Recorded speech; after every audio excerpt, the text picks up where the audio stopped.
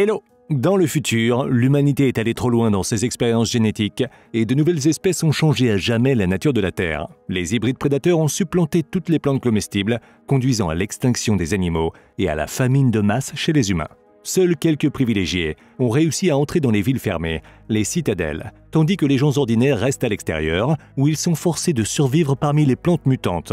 Pour avoir de la nourriture, ils sont obligés d'acheter des graines des citadelles qui sont modifiées pour le profit et ne produisent une récolte comestible qu'une seule fois. Dans le brouillard épais, une fille nommée Vesper erre dans un désert marécageux. Elle fouille dans le sol où elle trouve un légume racine pourri et une petite chenille. Elle est accompagnée d'un drone contrôlé à distance par son père paralysé, Darius.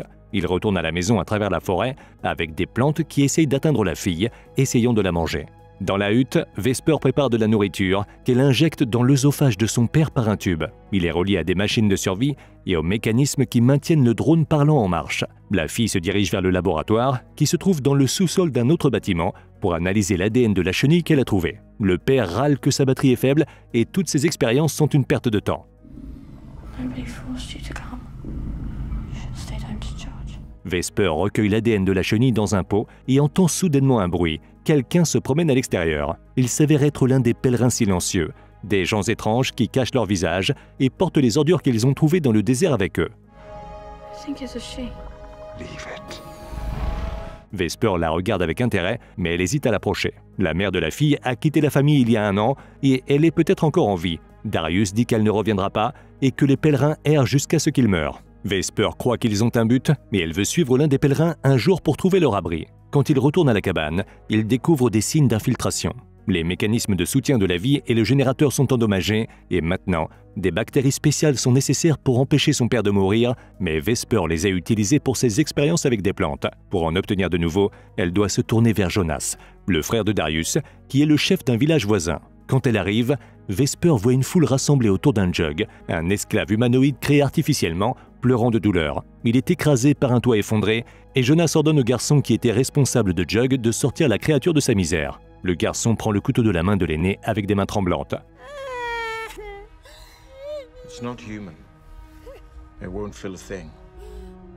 Jug résiste et jette le garçon de son dos au rire des spectateurs. Ça l'énerve et il plonge ineptement le couteau dans le corps de l'esclave. Après quelques coups, les cris étranges sont remplacés par le silence. Vesper se tourne vers Jonas, qui dit que la famille doit rester unie et que son frère et sa nièce ne devraient pas vivre comme des ermites, car c'est très dangereux. Mais il ne va pas faire de charité et juste après le garçon, Vesper s'assoit sur une chaise pour donner son sang, qui est la monnaie dans les transactions avec la citadelle. Alors que la fille ne peut pas bouger, son oncle laisse entendre qu'elle ne devrait pas gâcher sa santé comme ça.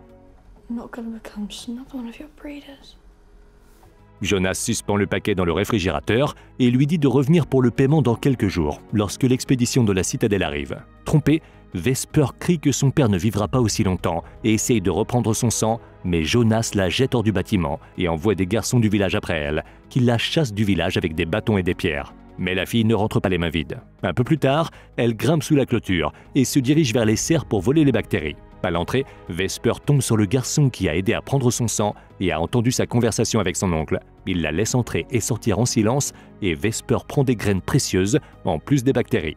Sur le chemin du retour, elle voit un planeur endommagé, la machine volante de la citadelle, s'écraser près de leur cabane. À la maison, son père n'est pas heureux que sa fille ait volé les graines et il exige qu'elles soient rendues avant que Jonas ne s'aperçoive de leur disparition. Vesper, d'autre part, va les pirater afin qu'il puisse les récolter plus d'une fois.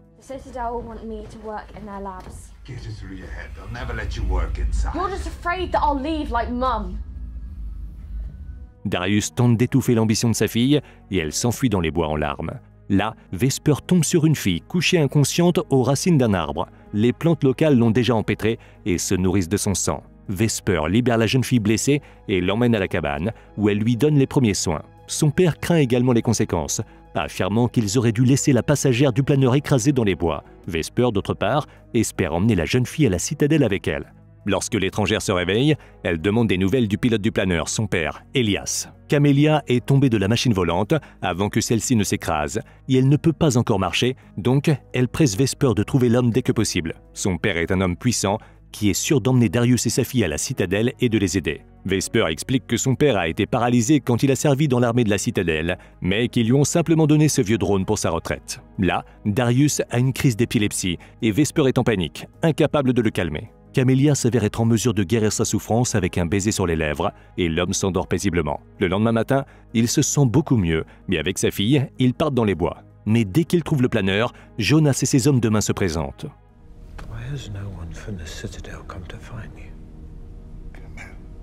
Le pilote âgé demande de l'aide, mais Jonas tue Elias, en disant que l'homme riche sait maintenant ce que c'est de souffrir. Vesper tente d'empêcher le meurtre et Jonas commence à soupçonner quelque chose. Il se rend compte qu'il y avait un deuxième passager, mais il laisse la fille partir pour l'instant. Darius suggère qu'il cache la vérité à Camélia et le lendemain, il vole un transmetteur de Jonas pour contacter la citadelle. Quand ils arrivent à la maison, l'invité se demande pourquoi ils n'ont rien trouvé, puisque le planeur doit être tombé à proximité. La jeune fille est également surprise que Vesper en sache autant sur la biologie synthétique. Malgré les protestations de son père, Vesper emmène Camélia dans sa serre, où les plantes réagissent à son arrivée comme des animaux de compagnie. Certaines sont heureuses et d'autres sont contrariées, vu qu'elle n'est pas venue depuis longtemps. Camélia est impressionnée par ces nouvelles espèces. Elle propose de les montrer à Elias, responsable de la biologie synthétique à la citadelle. Vesper est distrait par une fleur qui a muté pour une raison quelconque, et Darius se tourne vers Camélia.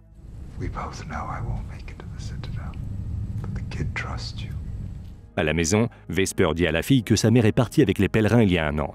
La fille se souvient de ses chansons qui lui réchauffaient le cœur. Mais un jour, sa mère a perdu sa voix et peu de temps après, elle est partie. La rumeur veut que l'infection par un virus inconnu transforme les gens en pèlerins. Camélia n'a jamais connu sa mère et Vesper dit que c'est peut-être pour le mieux. Darius entend ça et il verse silencieusement une larme. La fille va dans une autre pièce et elle montre un vieux livre d'animaux à Camélia. Puisque la citadelle peut créer toutes sortes de créatures vivantes, l'invité sait tout à leur sujet et elle enseigne à Vesper les sons que font les chats, les hiboux et les loups. Vesper aime particulièrement ce dernier et elle répète les hurlements après son ami. Vesper redevient sérieuse, puis elle demande pourquoi les gens comme elle ne sont pas autorisés à entrer dans la citadelle, mais ils permettent aux Jug, les esclaves insensés, de vivre et de faire le sale boulot. Jugs are designed to be loyal. Wouldn't be so easy with humans. Ils finissent la soirée en chantant, accompagnés du luth. Dans la matinée, Vesper et le drone se dirigent vers Jonas, mais il s'avère qu'il les attendait et capture le drone. Il fait semblant d'aider à réparer l'appareil de son frère, et il demande pourquoi Vesper s'est faufilé sous la clôture. L'homme lui dit qu'ils ont récemment perdu des graines, et le garçon qui les gardait a dit que les insectes l'avaient fait. Vesper se rend compte qu'elle s'est fait prendre, et pour éviter de devenir l'incubateur de l'oncle, elle s'enfuit avec le drone, qui s'avère être cassé et incapable de voler. Il tombe dans un ravin où Vesper, terrifiée, trouve le corps du garçon qui l'a laissé voler les graines. Elle entend les voix des poursuivants que Jonas a envoyés et elle part en courant. Il la rattrape facilement et marque sa main d'une croix, ce qui signifie que la fille appartient maintenant à Jonas et partent ensuite. Vesper arrive à la maison avec un drone cassé qu'elle ne peut pas réparer. Camélia réconforte la jeune fille qui révèle qu'Elias est mort. Ensemble, ils trouvent son cadavre dans les bois et Vesper voit Camélia en deuil avec une cicatrice sur son cou, ce qui signifie qu'elle est une Jug. Elias a enfreint la loi en créant un Jug sensible et ils ont fui ensemble d'une citadelle à l'autre, ce qui leur a promis le statut de réfugié. Vesper se rend compte que son invité l'a trompé et n'allait pas l'aider. Camélia avoue silencieusement et Vesper se jette sur elle, la couvrant debout. Il retourne à la cabane où Vesper parvient à réparer le drone et son père lui conseille de ne pas être aussi dur avec Camélia, car après tout, elle était complètement sous le contrôle de son maître. À ce moment-là, Camélia, ne voyant plus aucune raison de vivre, essaye d'insérer un couteau dans la cicatrice sur son dos, mais se rate. Vesper l'arrête à la deuxième tentative et lui donne de l'espoir pour l'avenir. Elle l'emmène dans une autre pièce, où elle demande à Camélia un échantillon de son ADN. Vesper l'examine et voit qu'une partie de la séquence est bloquée artificiellement, mais elle n'arrive pas à comprendre le secret. Elle se plaint qu'à la citadelle, elle comprendrait tout beaucoup plus rapidement.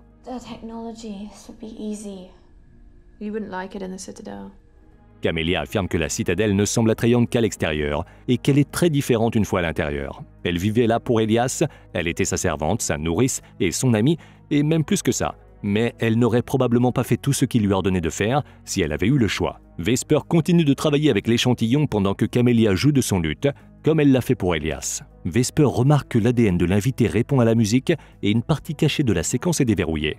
À l'intérieur se trouve une clé qui déverrouille les graines de la citadelle afin qu'elles produisent des récoltes en continu, pas seulement une fois.